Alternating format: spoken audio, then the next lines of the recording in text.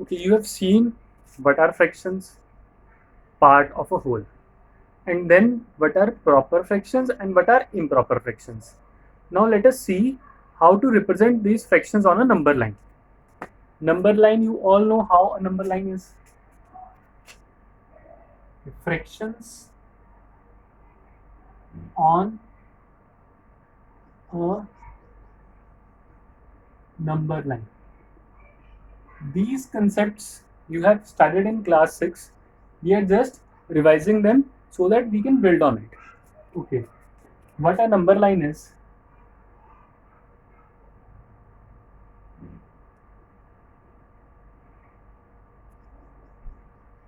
0, -1, 1, 2, 3, 4, 5, 6, 7, and so on.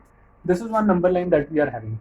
Suppose I say that you represent 2 by, okay, before 2 by 3, the easiest number, represent 1 by 2 on number line.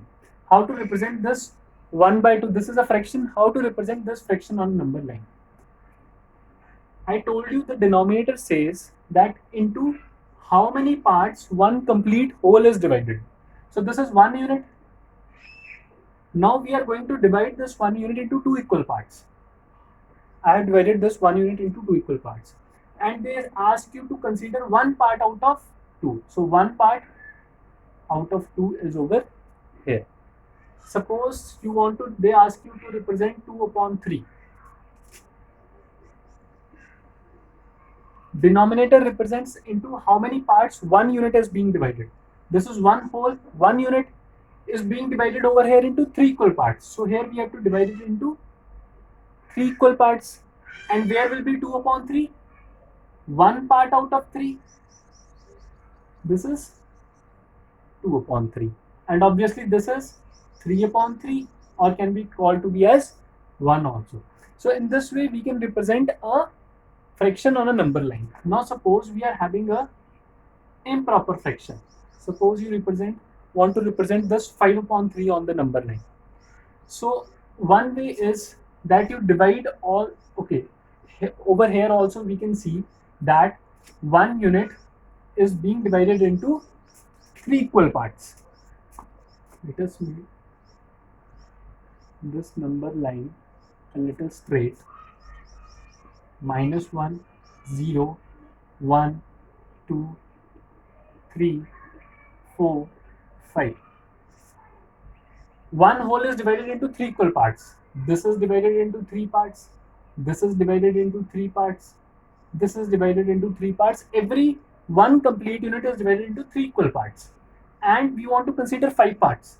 1, 2, 3, 4, 5. So this over here comes out to be 5 upon 3. Another way around is 5 upon 3. If you want to convert it into mixed fraction, how will you convert?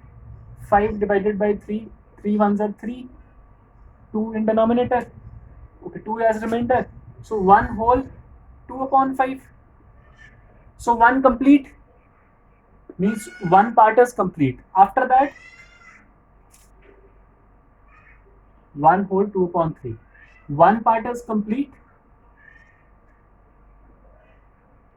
means we need not to divide it into 3 parts. This 1 part is complete. After that, the next part is divided into 3 equal parts. 3 parts, and we want to consider 2 parts. So this is 1 whole, 2 upon 3. So in this way also we can represent. The point over here is to divide 1 unit into 2 parts, 3 parts, 4 parts, 5 parts, or if you have this 5 upon 3, one is you have written 0 to 1 and divide this 1 into 3 parts. You want to represent 2 upon 5. You have 0 to 1 divided into 5 parts. Yes, another way around is just to make our representation easy. Just draw a number line. 0, 1, 2, 3, 4, 5, -1, -2, -3, -4, so on. And if you want a number as 5 upon 3. Divide whole this number line by 3. This need not to be divided. What has happened? Now this 3 upon 3 is equal to 1 only, and we have straight away got 1 upon 3, 2 upon 3, 3 upon 3, 4 upon 3, and you can easily point, okay, 2 upon 3, 4 upon 3. In this way we can easily represent. Basically what we have done, that earlier this was 0 to 1, but now we have expanded this 1 over here, and we are able to represent in an easy way. But you should understand that where we are talking about, that how we are talking about fractions. So this is something fractions on a number line. Now let us see one more topic, that is equivalent fractions.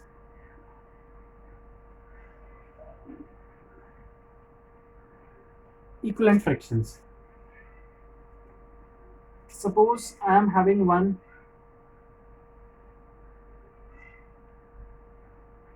pizza and one of you took this part. What will you call 1 out of 4? Same pizza that was having 4 parts, now I divide it into 8 equal parts. 1, 2, 3, 4, 5, 6, 7, 8. And similarly, this part was taken by one person. Now how many parts he has taken? 2 parts out of 8. Although it appears to be different, 1 upon 4, 2 upon 8, but if you see, here also he has taken this much part, here also he has taken this much part. So these two fractions represent same number, although they appear to be different. So these are something we call as equivalent fractions. These are something we call as equivalent fractions. So how to write equivalent fractions for a number? Suppose the question is, write 4 equivalent fractions of 2 upon 3. So how we can write? We can do 2 upon 3, multiply numerator and denominator by the same number. Let us multiply it by 2, we'll get 4 upon 6. Let us multiply it by 3, we'll get 6 upon 9. Let us multiply it by 4, we'll get 8 upon 12. So in this way we can get equivalent fractions. The other way around is,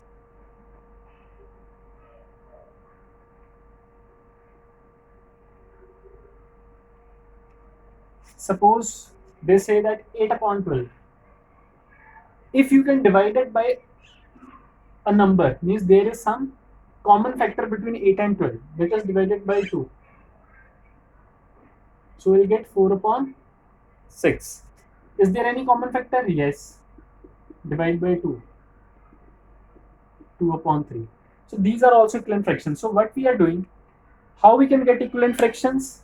By multiplying numerator and denominator by the same number, or dividing the numerator and denominator by the common factor. These are the two ways in which we can get equivalent fractions. And what are equivalent fractions? This is something I've told you. Now how to check whether two fractions are equivalent or not?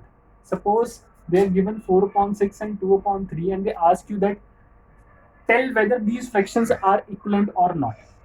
So to check whether fractions are equivalent or not, one way is to reduce into simplest form.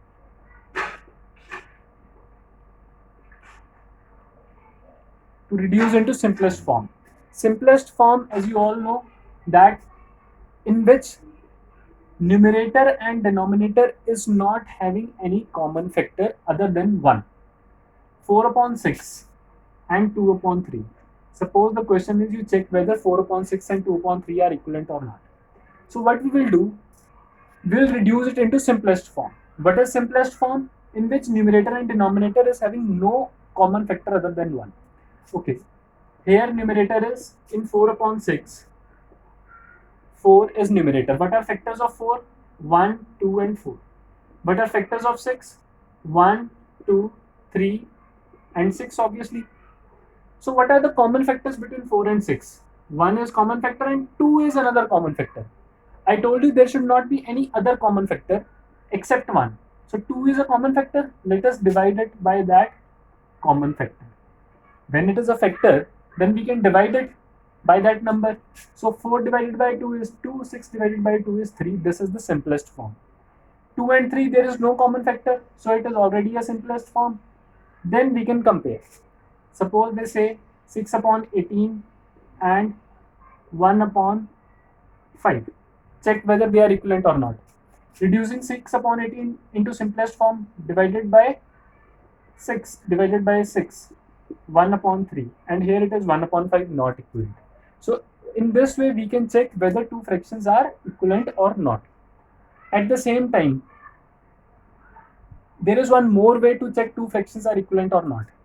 See over here, 4 upon 6 and 2 upon 3. Just multiply